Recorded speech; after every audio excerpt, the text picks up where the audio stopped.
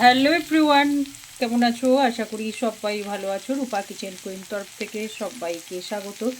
এখন তো এটা বুঝতেই পারছো কিসের ডাটা, সর্ষে গাছের ডাটা। আর এখন তো এই সিজনে সর্ষে গাছের ডাটা, ফুল আর সর্ষে গাছ মানেই সবটাই উপকার। এইবার দেখো, আমি এখানে বেটে রাখছি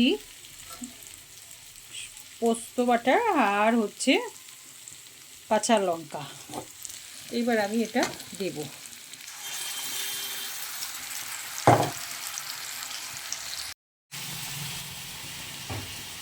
জল দেব।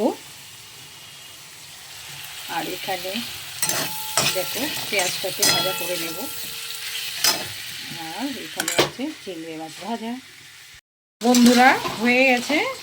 এবার আমি নামিয়ে নেব। আর নামানোর আগে একটু কাঁচা তেল দিতে হবে, তাহলে খেতেও ভালো লাগবে, টেস্ট হবে ভালো। এইভাবে একবারও হলে একটু করে খাবে।